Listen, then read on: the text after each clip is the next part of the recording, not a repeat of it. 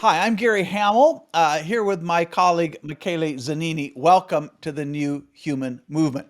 We love talking to people who move seamlessly between the world of ideas and the world of practice and bring those two things together. And today we have exactly that sort of a guest par excellence.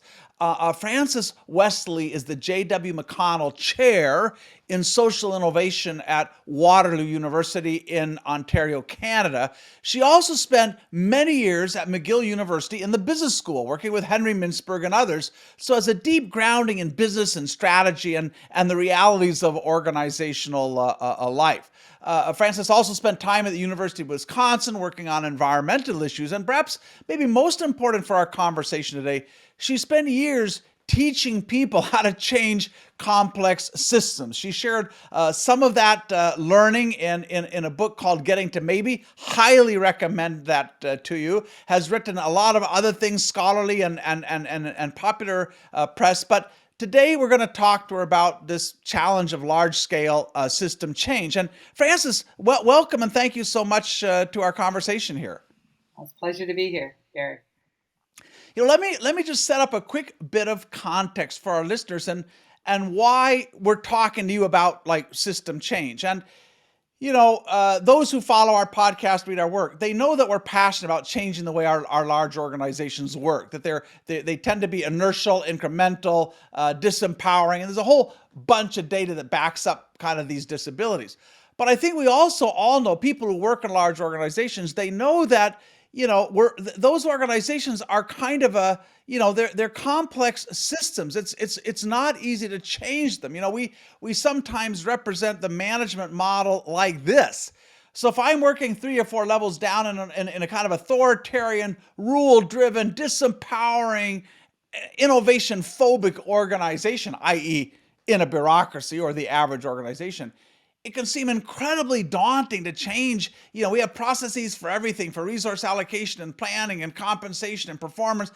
Where in the world do you start changing something that's so complex?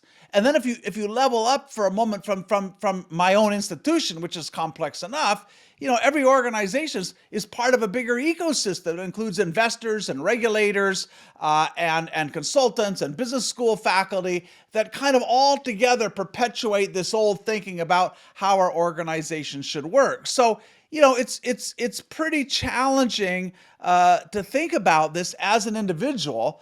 So let me just start with a simple question. Is there any reason, from your experience, is there any reason to be hopeful that kind of an ordinary individual can indeed make some lasting systemic change?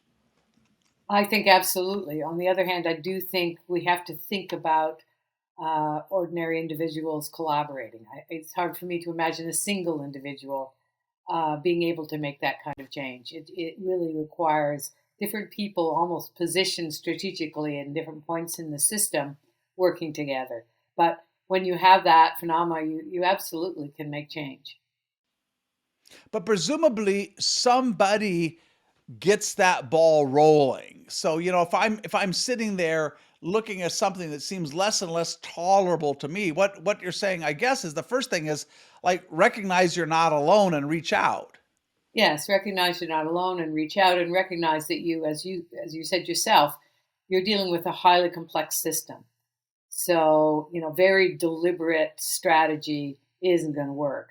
I mean, we often talk about system acupuncture, or system entrepreneurs, because the idea is that you can tip systems, but you have to find leverage points throughout the system.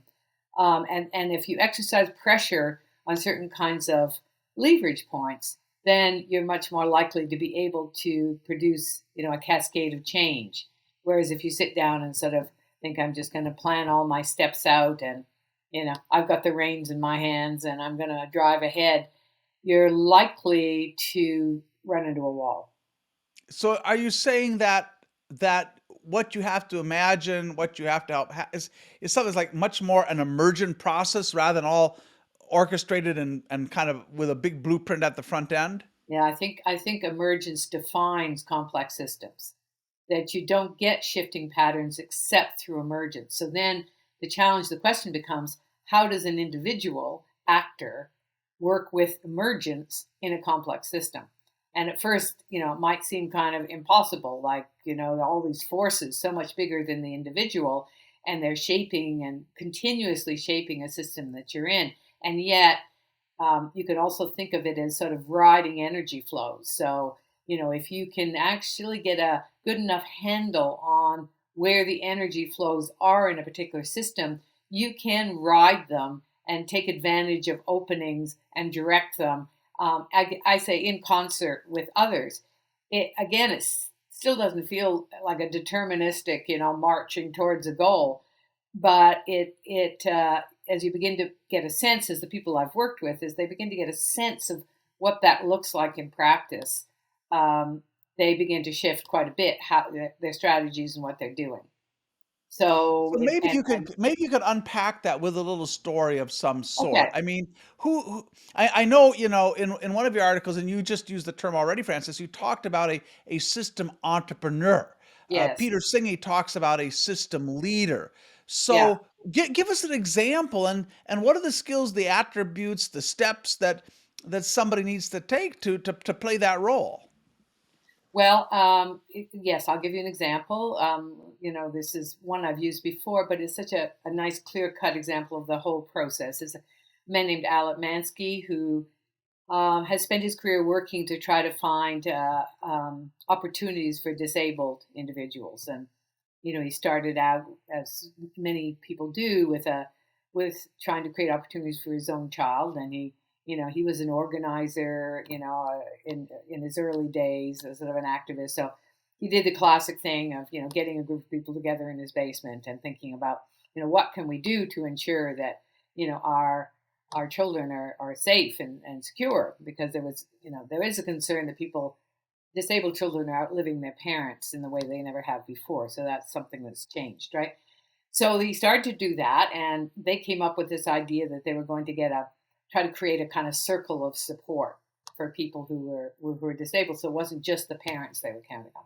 That was the first step. But the second step was that as they brought in these other volunteers who weren't so concerned with the individual, they discovered that there was more at play than safety and security. There was the notion of a good life, that it wasn't enough just to be safe and secure, but that no matter how disabled an individual is, they want to have a life that brings them some kinds of satisfactions. And he learned this, and they learned this through working with the volunteers themselves, who brought all kinds of other kinds of skills and lenses to the thing. But then they discovered, of course, that even that isn't enough, because it's not just a one-way street.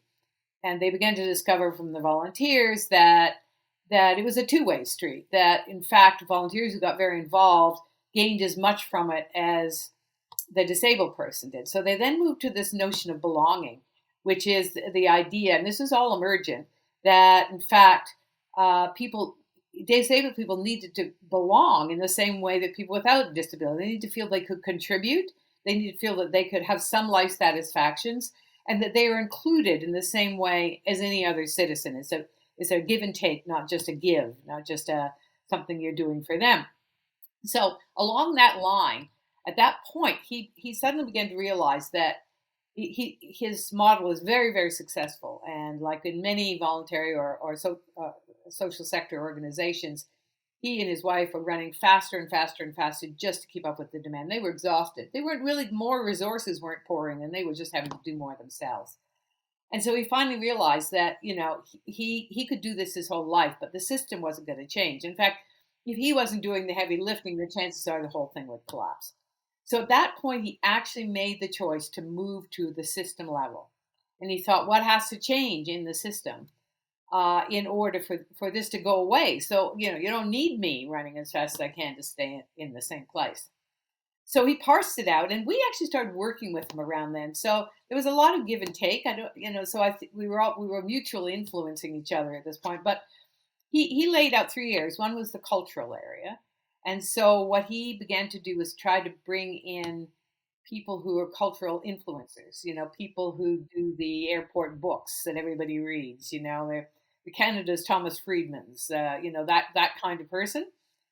We have someone named Mark Kingswell who's very like that. John Nelson Saul. These are public intellectuals, and he brought them into dialogues with disabled people, and he tried to track to what extent this notion of belonging started to appear in their work, and he was quite successful at influencing them to start to get the message out for him. But that wasn't enough in itself, because he also needed to find a way to change the economic situation of disabled people, because they couldn't really participate. Canada had generous support by some lights, but what it did was it treated disabled people as if they were welfare recipients. So a welfare recipient earns just under the poverty line in Canada, and the law had it that you couldn't actually get any additional money from other people without them clawing at this back. So that really condemned the disabled person to a life of poverty. Not true necessarily. I mean, it was devised that way to try to get people on social welfare to work. But the disabled people were not going to be able to work. So he decided to take this on. So we partnered. There was a BC Law Foundation called for proposals to partner on innovative legal matters. So he went in there and he said, I would like to create something which is called a disability savings plan.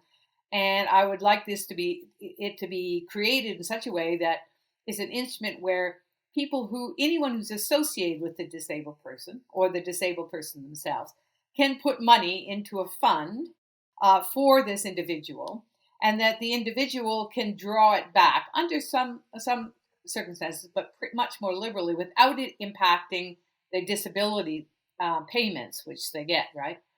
And he said, on top of that, I want the Canadian government to buy into this, so they match this.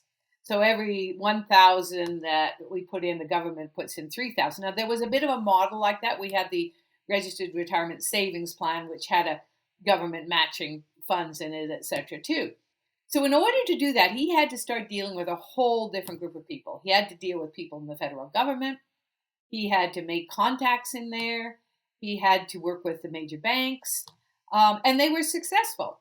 And so this disability savings plan went into effect, which really meant that people who had a disability could now draw on funds without a reduction in their disability payments, and that this was going to be matched by the government 3 to 1. So you can save quite up to a maximum of 200,000, which is good to be able to draw down on. There was some delay period on drawing it down, but it soon became available. So in doing that, he got all the big banks in Canada to sign on to this. It became another instrument or tool that they were managing. The government agreed to match it, and it was very subversive, because it started to undercut welfare law. Now, welfare law hasn't changed yet, but there's a growing momentum around basic income movement in Canada that I think is likely to be successful. And a lot of that was triggered by the softening and subversive effect of getting this particular legislation in for disabled people, because then it starts to question the rules. Now, you're talking about him working over a 20-year period to go from that first stage onward, maybe 25 years. This didn't happen overnight. But you asked about what are the skills. Well, obviously the skill of organizing, communicating a message, the skill of this sort of deep listening and encountering, which allows you to see the patterns of emergence when you're first organizing. But then you have to have this sort of capacity for what I call vertical social capital. You have to be able to build links into the government, or build links into corporate entities or law foundations, and to be able to manage those so that you can get access. And he had a method, which was, whenever a new cabinet is at the federal government is appointed in Canada, he goes right in and finds out who, if anyone, has a disabled family member. It doesn't matter what cabinet position they're owning, but he reaches out. He contacts them. He starts to work with them. And so then when he wants to get something into policy, he has a champion, an internal champion in the federal government that he can go to. So there's this need to, is what Nonaka talked about ages ago, is this management up-down. When you look at a large complex system, you see exactly the same thing. You have to be able to open those vertical corridors so that you can question up and question down. And does that take a different skill set? Yes, of course it does. And sometimes Al's very unusual. He can do it all. But in my experience, what often happens is you get sort of coalitions of people who are working closely together, and some of them are really good at the vertical social capital. Some of them are good at dealing with the policymakers or the corporate sector, et cetera. Others are much better at the local organizing. And as long as they don't start working in opposition to each other, which does happen, as long as they can form a kind of coalition, it doesn't have to be one person doing that. But when we created training programs, we used cases like that to parse out the sets of skills that are needed, and to see what we could do about augmenting the skill of people who were working around large social change problems.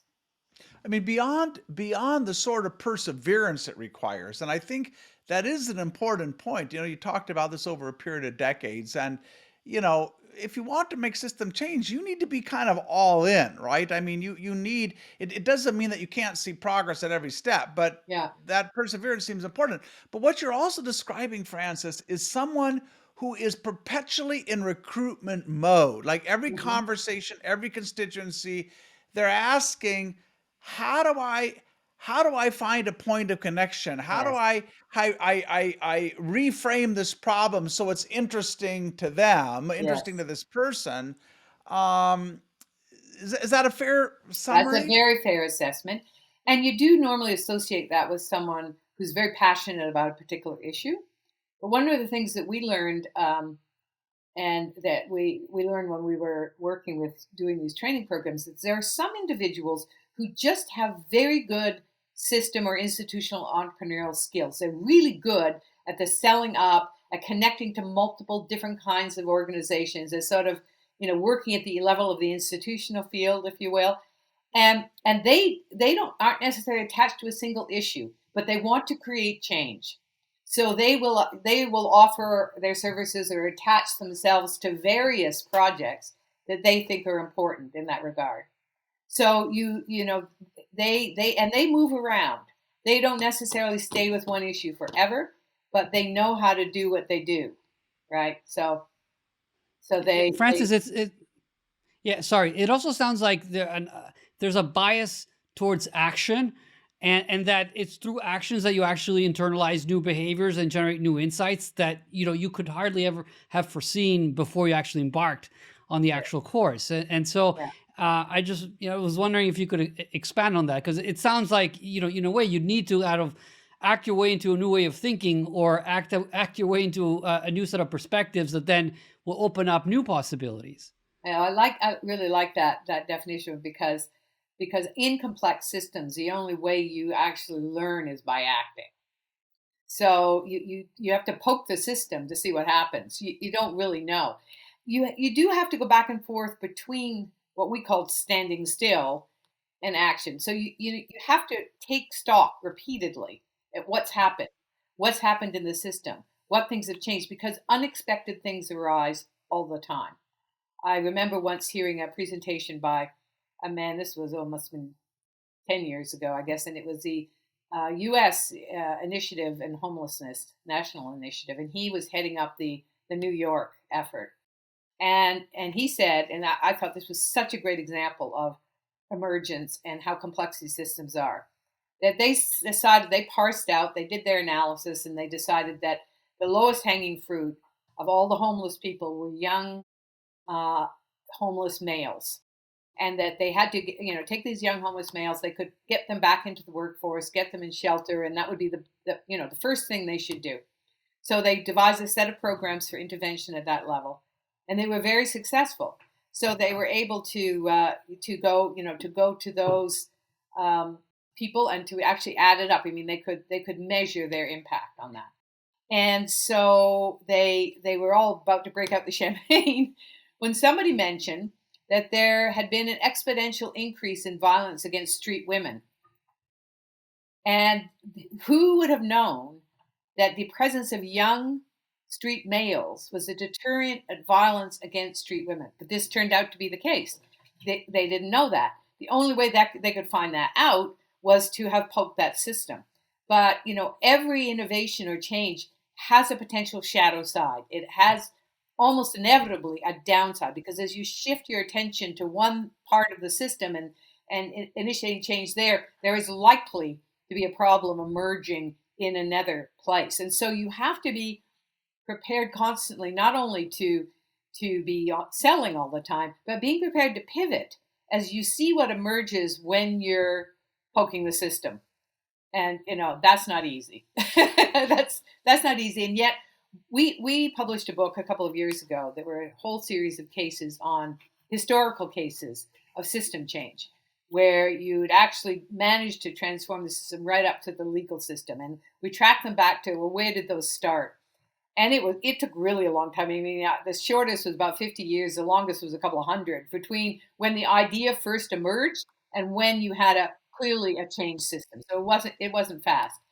But what we saw throughout that were these sort of periods of punctuated equilibrium. So you get this really, really lots of change associated with some individuals, and then somehow or rather, because of the system, it would sort of lie fallow for a while. And then you get another big, rush of change, and then it would disappear. But so there was a whole parade, a chain of people. As one of my social innovators said to me, it's a relay, not a sprint. So you need to be passing this off, sometimes through generations, to get a total system change, and moving that particular ball forward. So lots of people, and there were people working at different places in the system to make that work. Some in policy, some in private sector organizations, some in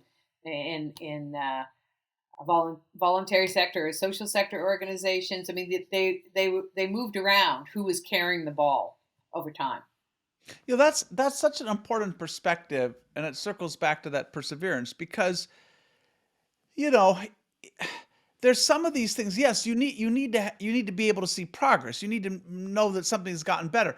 But what you're really describing, Francis, is in some of these areas, whether it is how we care for the disabled, whether it is issues of race, whether it is our organizations really are human centric and using the best of people, you're describing. I mean, these are like long quests. And Yes, so they you are. join the quest and you help to move the ball forward, but it's not like you say, okay, now we're done, right? I mean, Yeah, and then you pass the baton to the next generation. yeah. But I guess still the question remains, you know, can you be a catalyst? Can you accelerate this? Yes, And you can. one of the questions, there was something in the preface of your book, Getting to Maybe. Let me read this to you because it's counterintuitive to me, and I just love to hear your thoughts on this. It said this. It says transforming the world is possible because the very complex forces of interconnection that make systems resistant to change, i.e., all that complexity, all that interdependency, that very same complexity can be harnessed to propel change. Maybe unpack that because I think for most people, the complexity is just daunting, right? It's like, Yes. I don't know how this is going to help me make Yeah. something happen deeper, faster, better. Yeah. Well, some of the inspiration for the work I did came out of actually system ecology. A man named C.S. Halling, who wrote a lot about systems transformation in natural systems, and then he got interested in linked social and ecological systems. And one of the things that he pointed out was that whether a system is resistant to change or it changes rapidly is very dependent on context. So if you think of systems as being nested, down from, let's say, your unit in your organization to your industry association to the government, that you've got these nested systems going all the way down, right? There are moments when, say, you're at the local level, you're at the front line, you see something that needs to be changed, you have a really good idea. Now, I mean, this goes back to both Nanaka and Bergelman from ages ago. Does that idea go up or not? Well, it doesn't go up unless, in fact, there are people in the middle who, for me, are the equivalent of system entrepreneurs in broader systems, who actually are able to understand the strategic apex, or the government in a broader system, or even the global markets in one system, and are able to recognize whether something that someone's trying to do at a local level actually has strategic significance. Is this system at the next level up ready to receive that? Does it have absorptive capacity? And it has that at certain moments in time, and then it closes again. Because, one of the things that Holling, and he was building both on Schumpeter and on his own work on natural systems, he talked about this adaptive cycle.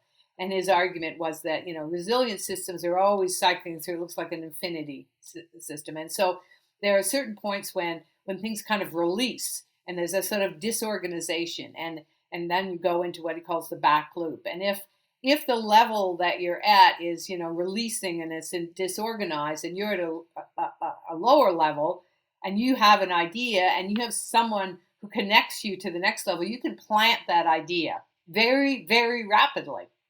And I'll give you an example. Hey, I can, Francis. Let me just get on one point before you expand on that, because we often, in particular organizations, we talk about the frozen middle. And, Right. Leaders understand the world's changing faster. Their organization needs to change. People Yeah. down below may be dissatisfied. And somehow we tend to see those people in the middle as the defenders of the status quo. You're saying that Right. many of those people, or some of those people, can play a critical role in connecting Absolutely. maybe some more grassroots things and giving it legitimately and voice and so on. So I think that's an important thing to say. I think it's really important. And, in innovation studies, that's been shown. I mean, highly innovative organizations, they may call them entrepreneurs, or they may be people, who like at IBM or Hewlett Packard, who run innovation tiger teams. They're the people, though, who manage. So they're not actually doing the innovation. They're managing the interface between those people and the higher ups, the strategic apex, as you will. And in very, very innovative organizations, that's a crucial group. One of the things that, you talk about bureaucracy that you see missing in bureaucratic organizations is that those people act in that way. They don't see themselves as catalytic. They see themselves as controlling, so that they're in fact there for accountability and oversight and control. They don't see themselves as catalytic. They don't see themselves as the catalytic middle. There's got to have enough access to the strategic apex so that they know what's going on there and they understand where the opportunities are opening up, and enough contact with the in front lines where innovation always occurs, or the innovation teams, however your organization is organized, so that they can spot the right innovation, sell it up, and they can also explain to lower levels of the organization, where those openings are going to be or where they're not, and why something isn't going to be able to go up or not. And the same is true when you take a broader social system out of the organization. I remember in one of my classes, we had corporate people there and we had government people there. And there was a guy there who was an assistant deputy minister for the federal government. And we were having a discussion about, how do you get into the policy? How do you move policy in the direction you need to open this up? And he said, well, I'm the person, who has to prepare things for the deputy minister and the minister.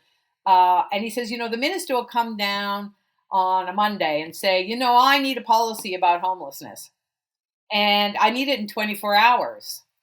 And so if you've got to me and your innovative idea is sitting there on my desk, I may just pick it up and push it forward. It could be policy in a week. So what you have to do is to build that rapport with those people who are going to be able to plant the idea when it's needed, So there's a huge role for this middle in organizations to play that role. Now, I noticed what you were talking about is, we should flatten structures, and I think that's important too. These things get too high, you can't do anything. But even so, the advantage of flattening structures is the ease of that up-down communication. And so you can have an organization with a number of levels, and as long as you've got those vertical conduits of information moving up and down quickly and agilely, you're much more likely to be able to move any kind of innovation quickly into a strategic context. I hope you're enjoying the conversation. There's more of it to come. I just wanted to take a moment to thank Haier, the world's largest appliance maker and a global leader in the Internet of Things, for underwriting the costs of producing this interview. It's great to work with a partner who is so deeply committed to building organizations that elicit and deserve the very best that human beings can give. Now, back to our conversation. One thing that we've argued, and maybe you can comment on this, because I do think, finding that mentor, finding that sponsor, finding the gatekeepers, I mean, that's Yeah, like a critical part yeah, of system change. Having said that, what we've observed is in many organizations, there's kind of almost this reflexive sense that before I do anything, let me go ask permission. yes, And certainly the advice we would give is, hey, that's great. At some point, you're probably going to need that. But before you go up, go sideways, right? Find yeah, people who are willing to show up on a Saturday morning and help you build an experiment, help you write a white yeah, paper, do whatever it is. But yeah, but but it's much easier to get that attention of the next level if you come in as not like the one crazy person with idea, but like right. you're already doing something. There's a group of people around you. That's much more difficult for somebody to say no to. Is that fair advice? I think that's good advice. I mean, I think, one of your questions was, how do you start this ball rolling? How do you intervene to make this more possible? And I do think, training goes a huge way. I mean, it's a whole different kind of education than we're giving in most business schools. But it's training people, not training the top people to realize they need to hire people with the skills of institutional entrepreneurs if they want to become really innovative. And you need to train those people on how to manage those information flows and how to get people together in that way. And the interesting thing is that we found that one of the most enduring properties, and we've done extensive evaluation on that, we run a number of programs globally and locally and in Canada and the US. And one of the most enduring properties, this won't surprise you, is when we bring these people together for these intensive workshops, training programs, etc., is that those networks endure. They endure for 20 years. I mean, I ran the first one of these out of McGill 20 years ago, and recently was on a phone call with a bunch of them. They're talking about how this network had endured for them. So they become the people when they've got something that they want to do that's really radical. They still speak to each other about it. They become the reference group for each other. So I think that's as business school academics or as academics at all, it's one of the most important things we can do is starting to take the theoretical knowledge we have and making it very practical for people who are trying to change things. Yeah. Francis, I wanted to go back to a point you were making about punctuated equilibrium, because Yeah. it sounds that part of what you need to do is be there with the right idea at the right time. Yes. But is there what advice would you have to would be social entrepreneur who says, I want to accelerate that. I don't want to wait for the interplanetary alignment to happen. I want to usher in change. So what is it that people can do to accelerate maybe that punctuation and Well, pressurize the system maybe to be more amenable to change? I don't think you can pressurize it. I think you can move around to try to find the tipping point. So, as I say, barreling straight ahead in a system that is closed will not result in any joy. And it certainly won't result in quick joy. The best social innovators that I know, if they start running into a wall, it's like water around a stone. They just go move over somewhere else. And they will move somewhere else. I had one case, I learned this from early, but then I discovered it to be true when I was training. I was doing a case that was an environmental case. They were looking at change in the Great Lakes, and they were talking about how this shifted over time. Really complex situation, multiple actors at all different scales, obviously having an impact on the Great Lakes. And I said, well, where are the individuals here? I was when I was still at McGill. And so what, where are the people who are managing it? And he said, oh, I can tell you an interesting story. He said, when one of our most successful change efforts there, he said, if you sort of think of it like a dashboard with lots of lights flickering on and off. And he said, in terms of who was leading this particular activity, which was a big policy change around pollution in the Great Lakes, you'd see different organizations lighting up at different times. But when you zoomed in closer, you discovered that there was an individual who was moving between those organizations, literally moving between community sector organizations, private sector organizations, government organizations. He just followed the task. Okay, guess what? Now we need policy change. Well, guess I better get involved in government, So it does require that these system entrepreneurs or institutional entrepreneurs, they have to be able to move around across the organization field, one way or Mhm. another, either through a consortium and a collaboration or personally. I think another thing that shines through your work, Francis, is that you kind of believe we have to change the way we change. But I think one of the phrases I came across is, we've gotten really good over the last couple hundred years at making things, but now we need to get better at making change. Let me ask if you can reflect for a moment, because obviously you've spent a whole lot of time in the corporate sphere or in large organizations generally.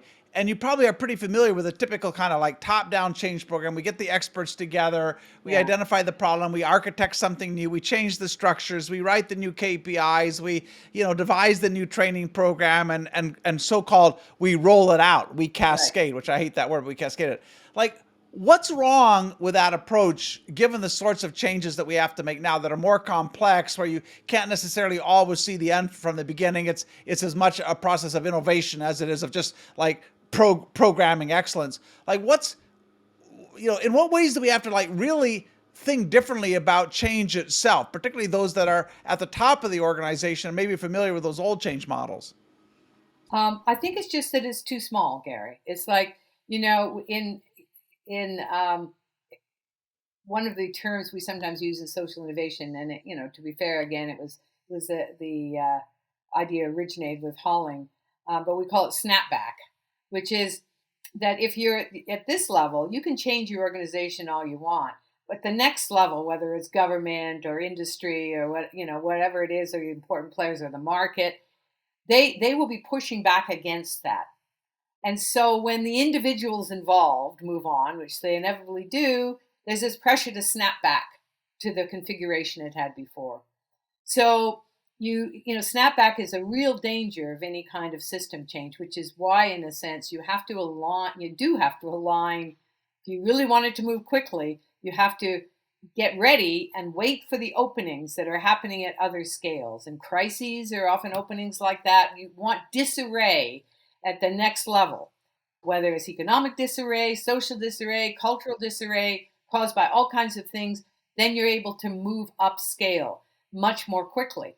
If it's not disorganized there, if it's all tightly organized and happily organized, the chances of snapback are so huge that you're likely to just fail, even despite huge amounts of effort. But Francis, you're describing though the nightmare Yeah, scenario for most people yeah, who are in transformation roles or change management roles. What do you mean disorder and chaos? That's exactly well, what we yeah, want to avoid. And yeah. so, and so maybe you can also reflect on like, so w- why has this like dominant logic of change persisted as long as it has, despite the fact that its record is as dismal as it was? Like every two months, there's a new report from McKinsey, BCG, Bain, or Accenture saying change programs typically fail, right? Yeah, And yeah. so that everybody realizes the system is broken, but somehow no one is able to do anything about it. Maybe it's because we have too many engineers running companies. There's just Well, a thesis. that might well be. And again, I had another colleague, Brenda Zimmerman, who was a colleague with me on getting to maybe with me. She worked at the business school at York. She unfortunately passed away very young, but she worked at the business school at York, and she always argued that most businesses were still using a kind of Newtonian machine-like mindset. It's a really basic cultural assumption about how the world works. And if you're using that assumption about how the world works, you proceed by trying to tailor different pieces and getting them to fit together and then trying to get the whole machine to work.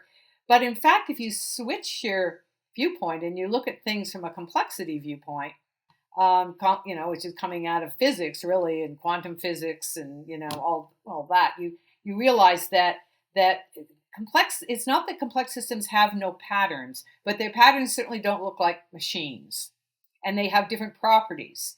They shift configurations quickly. But they still move in certain kind of patterns.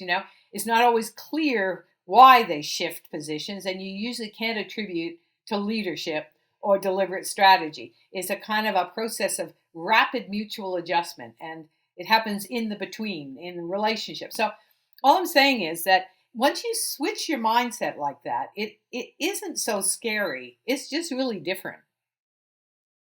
So you what you do is you prepare, an alternative, a different way of doing things. If you want, you pilot it, you practice it, you create it, you try to draw some resources to it so it really has legs, and then you wait. You wait for that moment when that is an answer to a disarray at the next level. And then you have a chance of moving it upstream extremely quickly. So we always think of complexity science as actually a positive science. It does suggest that things can move very rapidly. If you can align things the right kind of way. But the paradox in all of that is that, it seems to me anyway, is that to change a complex system, you need a system perspective. You need Yeah, to understand all of the different pieces. yeah, But you can't design a system solution, at least not a priori at the front end. That seems to be the paradox. You have to understand all these pieces, but any solution is going to emerge as a net result of a lot of small innovations aiming in the same direction that at some point, start to be irreversible. But to think that I can sit there at the top and envision all of this and rewrite, I think that's an illusion. yeah. I think that is an illusion. I just don't think things work like that in complex systems, and so I think that it's made feel secure. It may make us feel secure to do that kind of planning and that kind of designing, but it doesn't work. I mean, so it's a temporary security. I think it is a much more a question of experimentation, poking the system, realizing what's happened, stepping back, seeing the whole system again, deciding you're going to try to intervene there, hooking up, and you create networks that go across the system so that you in a sense have almost created a shadow system that lies behind the visible organized system that may be much more responsive to you being able to tweak it and pull it. It goes way back to Trist, his notion of bringing the system into the room. Well, at least creating a network, which in a sense is the system, takes you some ways towards being able to maneuver quickly when you have to. And it really goes back to strategy, as you pointed out years ago, as intent, not as a goal, not as a clear plan, but as a place you want to get to, and then you keep trying to get there. But you're watching what emerges. In complexity, they talk about a fitness landscape, which means that as you move across it, it shifts. So mountains go up, and valleys appear, and so you're still trying to get there, but you maneuver around it, and you have to change your immediate plan and what equipment you need, and who you need to be with, on a So continuous you basis. got to be good at improvisation, Yes, is what you're saying. yes, Francis, you gave us an opening that I want to take because you mentioned a little bit about, business school training. I've been a business school professor literally all of my working life, since I was in my 20s. And one thing that's always mystified me, maybe it's mystified you, is the one thing we don't teach people going into organizations is how to change them. yes, And the assumption is we'll give you a leg up to climb that ladder, and we'll give you some skills that allow you to advance more rapidly. But if you think about it, I live in the middle of Silicon Valley, and the assumption is the people are going to change in the industry. They're young people. They're the yeah, next generation. They have nothing invested in the status quo. And if there's anybody we should be training to go in and understand the system and change it and so on, it's people joining organizations. And yeah, yet, I have kind of the same thought with CEOs. Every CEO I know says, yeah, we need to change faster and so on. And my question is like, well, how many of your people have you trained to think like activists, to launch yeah, experiments, to build coalitions? So it seems to me like this is a giant blind spot in education, whether yes. it's in the MBA program or whether it's the way we train people once they're inside of an organization. Yeah, yeah. No, that's very true. It's one of these things where we in business schools, despite all the change that's happened, we still are giving people tools for working in certain functional domains. And so we train. You've got your little toolkit in accounting and finance, and even in strategy and management. Give them all these toolkits, and then that's supposed to equip them. But in fact, it doesn't equip them. Remember Wyke's wonderful article, I loved it so much, on the Man Gulch disaster, where he talked about, in an emergency, they didn't drop their tools. Why? Because they think their tools are what's going to save them. But in fact, it was the tools that prevented them from getting over the ridge in time to survive, right? So there's a way in which the tools can become impediments. We need different mindsets, and we need a different kind of training. And I've been, convinced of that for a long, long time. I mean, I guess Henry was convinced of that too. So, I think in yourself. So, there are voices in business schools who've been saying this for a while, trying to get people to think differently. And they've made some progress. I mean, I don't think it's exactly the same as One what it other used to be. question, and we're close to our Yeah. time limit, and I'm sure McKinney will want to close us out with another thought and question. But you know, when you're trying to do system level change, you obviously often run into indifference and inertia. Yes. And there's ways around that with more data and understanding how to appeal to people in the right way. But there's something else that's not indifference and not inertia, but is intransigence. Yes. And a book that McKinney and I both like a lot is Art Kleiner's book, The Age of Heretics, and he tracked all of these wonderful experiments in new organizational models and how successful they were, and then had to answer the question, why did so few of them propagate?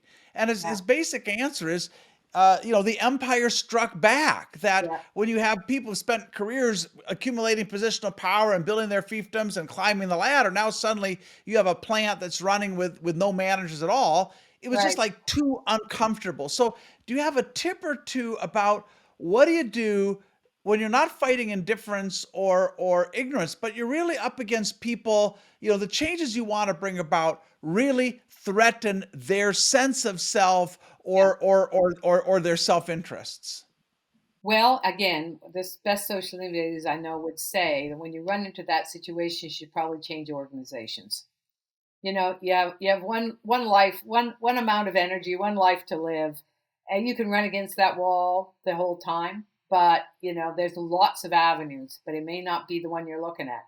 You know, you may not be able to go through that system. You may need to move systems. And we found in many of our change programs that we've run, and I'm sure you found this too. After they go through the training, they leave the organization that they were in. It's kind of a problem, actually. It's kind of a challenge particularly when you're trying to get the organization to support the whole thing. But they have to leave because they can now see how to do it, but they're in a system that's intransigent. And it's just like you can run against a brick wall all you want, but you might as well go One of around it. one of our approaches there has been to kind of syndicate these change programs. So in organizations where we've worked, and you can do this now, of course, because you have all these social tools, is we just go out with an invitation to 1,000 or 5,000 or 70,000 people. What would you like to see that's different? What is Yeah, getting in your way of success? And what we find is that when you open up those conversations, you have hundreds of thousands of people participating, and they start to agree this is a barrier. yeah, It becomes very difficult for any single person to stand in the way. And I think, yes. I don't want to sound like I'm like trying to foment revolution here. I'm not. But I think what we're Yes, you learning are, is that Gary. these social tools, if you use them productively, not as a platform for ranting, but Yeah, if you use them productively, you can aggregate power among people who don't have a lot of it individually, yeah, but maybe have enough of it collectively that it's yeah, hard to yeah. kind of stand on the old Mhm. ground and Yeah. defend what is clearly not working anymore. Yeah. And I agree with that. And I think organizing, and that's the old social movement idea, right? That you bring to get people together. I think that's necessary but not sufficient because, of course, that behavior galvanizes resistance among those with power. Now, they may not succeed if you have enough people. It really becomes like a revolution kind of thing. So, a really skillful social innovator, institutional entrepreneur is subversive. He moves things or she moves things through a system and people don't really know what's happening until it's happened, till the old thing just sort of crumbles. Like I go back to that first example, social welfare, probably, seeing its death days, not because anybody attacked it directly, but because these other changes were happening around it in places where there were openings, and it starts to eat away the ground underneath the So whole build something that's different, build something that works and let the weight of evidence over time build your case. Yeah, but keep alert. Always keep alert to those vertical openings. It isn't just the weight of evidence. You've got to move it up. You've got to get the next level buying into it and try, because that's the way it grows. It's like a market, right? And in this case with social change, you don't have an economic, a financial market. You have a social market. So you've got to find ways to be impacting the cultural milieu and the policy milieu and people absorbing and taking up those ideas. It operates like a market, but if you don't pay any attention to it and you just do your little innovation, you sit there and say, well, somebody will recognize it someday. Not necessarily. If at the next scales, these old habits of mind are enduring. Hmm. Yeah, I want to imagine, Francis, also that as you work through that vertical social capital, that one of the things you want to do is frame the change as not a zero sum game, but rather something that maybe even those in power benefit from, because it makes their life easier. Yes. And I'm just reminded of examples of this kind of empowerment happening at a company we know well, Michelin, the tire maker, Mhm. where the supervisors were involved in this project of giving more of their prerogatives away to frontline employees. And at the beginning, a lot of them were worried, and then they realized, oh my God, like now no one is calling me at 3 a.m. because they run shifts 24 hours a day, asking what to Exactly. do. If a machine Exactly. breaks down, they can figure it Yeah. out. And my life is Yeah. much better. And, Yeah. and again, back to what you were saying earlier, you have to go through that experience to realize that you can be told that that's going to happen, but unless you live it. So part Yeah. of it needs to be like, try something, maybe not something that might blow up the entire company, but try something small and kind of work your way to a new kind of awareness of what's Right. possible and how beneficial it may be for everyone. Right. Yeah. Or different people get different things out of it. So you have to sell it to those groups based on what they might get out of it, right? And so Mhm. they're more likely to support it if they think that their life will improve, just as you're saying. But that's part of the system entrepreneur's job, is figuring out what will make this attractive to this next group. And that's often how you get things that are really subversive. They don't they if you said, no, this is really subversive, it's going to change everything, they'd say, never mind how attractive it is, I'm shutting it down. But they'll buy into something that has those seeds, those radical seeds in it, because they can see how But it might I think you're saying something here, Francis, that is so important to just the climate we're in right now. And it takes me all the way back to Mary Parker Follett and yeah, and her writing. We are right now at, it seems like we're at a point where everything is a battle. Everything is one group versus another group, competing for society's scarce resources, competing for respect and so on. And what you're really saying is, this starts with empathy. yes, And it starts with not looking at things as yeah, zero sum, but yeah, like, yeah, and that's what Michele is saying. Michelin, everybody's work got better, even though it looked very intimidating at the outset for yeah, supervisors to give some of their authority away. So I guess the art of this, it is framing the win-win, and it is helping people find that personal migration where you don't feel like this is us versus them, or we've condemned you before we've even started, as you're just part of the problem. And yeah, as the old white guy, you know yeah. a lot of people will say, Gary, you're just part of the You're problem. getting Well, a lot of maybe that I these am, but days, I'd eh? like you to give me a way forward. I'd like a path of redemption somehow here. Yeah. I'll just say one final thing about that in terms of this book, The Evolution of Social Innovation, where we looked at these longitudinal cases. That, one of the things that we saw was that you had to make these kind of strange bedfellows at times, making alliances with groups that seemed to be quite different than you, but just were able to carry the ball forward for you. I won't give you concrete examples because we're out of time. But one of the things we saw, in watching that of how they made these different kinds of alliances and were able to move things forward in this kind of way, that they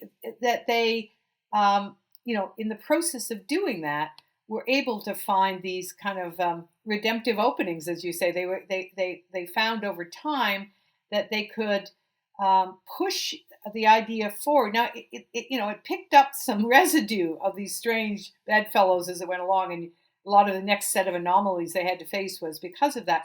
But that they could push it forward, but that they've had to think about that right from the beginning. The successful ones, from the very earliest issue, when the idea was born, and you went back and you read, diaries and manuscripts, right from the beginning, they were aware that they had to work across these scales, that they couldn't just do what they were doing locally. They had to be thinking consistently and constantly across these scales, even though they were all shifting through time. It's a very strong correlate with a system changing initiative. So, of all you've written, Francis, give us two things that somebody's interested in multiplying their impact, system level change. What are the two things that you've written that they should read, and maybe one other thing that you think is just like invaluable? Give us a little reading list here, if you don't mind. Well, they might look for this, the evolution of social innovation, which had these series of historical cases, and the chapters are done by colleagues or researchers in my group who were looking at cases of successful innovation, because we pull out of that, sort of 7 lessons, and then we pull out of that, what you need to do. How do you identify what's going to be a successful change initiative? And one of them is this. I wrote this down before when I was thinking about this. Obviously, this question of working across scales and the kind of transparency around that. And the second is which we haven't had a chance much to talk about, but it really is the comfort level with kind of paradox, with weird tensions that seem to be created when you try to create change. Around, for example, this thing around bureaucracy. What we often see is this tendency to swing back and forth from two ends of two poles. I think Charles Hamden Turner's book on innovation. He talks about that as the horns of the dilemma. We saw that over and over again. So bureaucracy kills a lot of stuff, but why it was invented was to create equity and fairness and everything else. So when you want to whip over and get rid of all the bureaucracy, all the rules, so you can be innovative, you not only will face opposition for the people who believe in bureaucracy, but you may end up in a system which is whimsical, arbitrary, and therefore has no equity. So as he said, innovation space lies somehow about reconciling the horns of the dilemma. It's the notion of wicked questions. So how do you become very innovative, or how do I change this while still retaining, the principles of equity and justice, et cetera? That's the tough one. But what it does is it frames innovation space that's more likely to succeed than whipping over to one side of the pole or the other. We have a whole chapter on paradox, and Yeah. that strikes us as true. And I like maybe best what Charles Simeon, he was a pastor at Cambridge University, and he was talking about mercy and justice in the Christian faith. But he said, but this is true of many things like efficiency and innovation. He said, Yeah. the truth doesn't lie in one extreme, and the truth doesn't lie in the middle. It lies in both extremes. Yes, exactly. And it's the creative tension that you're trying to make happen there. Francis, thank you so much for talking to us. It's been a pleasure. It's been really fun, and Thank nice you. to see you again, and nice to meet you, Cal. It's been lovely.